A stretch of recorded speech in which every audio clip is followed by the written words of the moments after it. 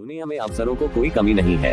आपने ये सुना होगा, एक मौका आपकी जिंदगी बदल सकता है। बहुत से लोग इन अवसरों को पहचान रहे हैं और सफल हो रहे हैं, पर क्यों ज्यादातर लोगों को ऐसे अवसर नहीं मिलते हैं? ऐसा इसलिए होता है कि अवसर तो सामने है पर आप उसे देख नहीं पाते। व्यक्ति उद्विग्न और असमंजस की स्थिति में रह जाता है और उसके हाथ से मौका चूक जाता है। अक्सर एक छोटा सा अवसर जिसे हम ये सोचकर अनदेखा कर देते हैं कि इससे कुछ नहीं होने वाला, लेकिन एक छोटे अवसर में एक बड़ा अवसर भी छिपा रहता है।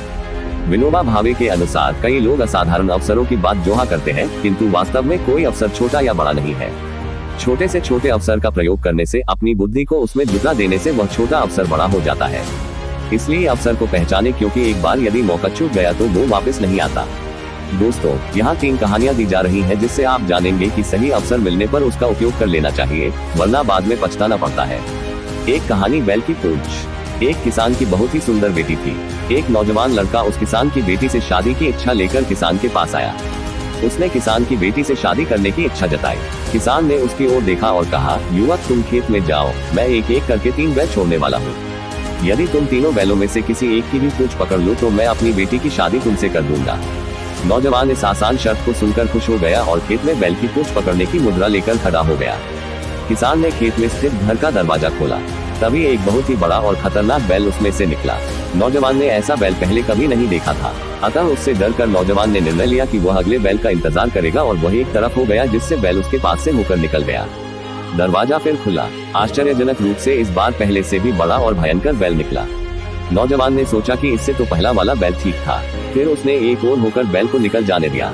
दरवाजा तीसरी बार खुला। नौजवान के चेहरे पर मुस्कान आ गई। इस बार एक छोटा और मरियल बैल निकला। जैसे ही बैल नौजवान के पास आने लगा, नौजवान ने उसकी पूंछ पकड़ने के लिए मुद्रा बना ली ताकि उसकी पूंछ सही समय पर पकड़ ले। पर यह क्या, उस बैल की तो पूंछ ही नहीं थी। तो दोस्तों, हर एक इंसान की जिंदगी अवसरों से भरी हुई है। कुछ सरल है और कुछ कठिन, पर अगर एक बार अवसर गवा दिया तो फिर वह अवसर दोबारा नहीं मिलेगा।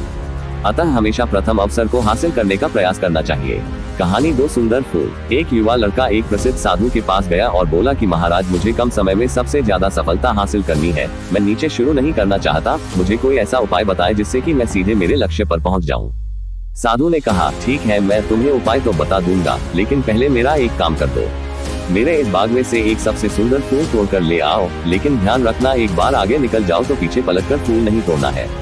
लड़का बोला, ठीक है महाराज, ये तो छोटा सा काम है, मैं अभी एक सुंदर सा फूल तोड़कर ले आता हूँ। वह लड़का बाग में गया तो उसे पहला ही फूल बहुत सुंदर लगा, लेकिन उसने सोचा कि आगे इससे भी अच्छे फूल होंगे। लड़का आगे बढ़ा, उसे एक से बढ़कर एक सुंदर फूल दिख रहे थे, लेकिन वह अच्छे से अच्छा फूल देखने के लिए आगे बढ़ता रहा।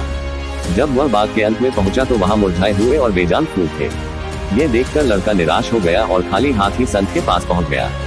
साधु ने उससे पूछा कि तुम फूल लेकर नहीं आए, खाली हाथ क्यों आ गए?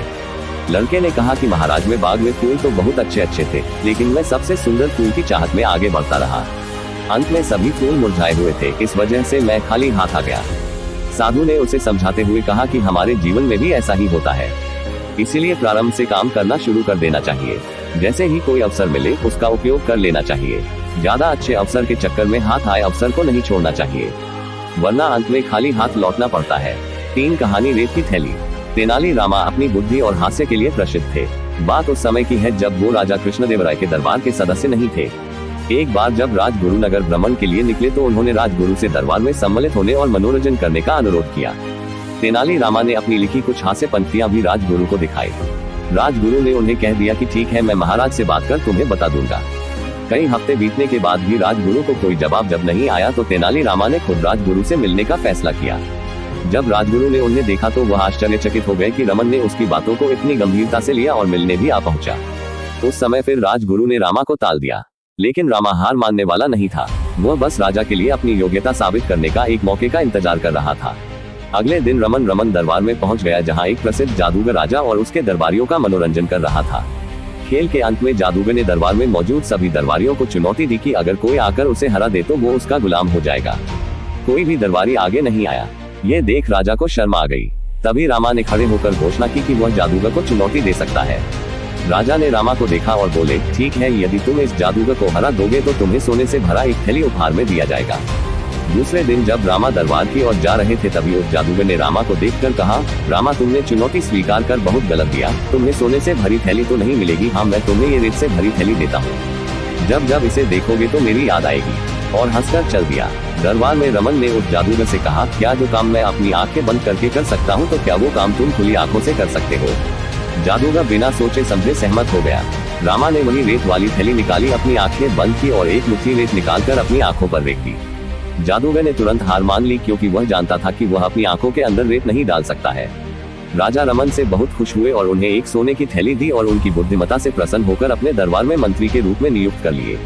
इस प्रकार रामा ने उस अवसर का उपयोग किया जिसे उस जादूगर ने मात्र मजाक में रेत के रूप में दिया था। इसलिए हर चुनौती में एक बड़ा अवसर छिपा होता है। आशावादी हर कठिनाई में अवसर देखता है, पर निराशावादी प्रत्येक अवसर में कठिनाइयां ही खोजता है।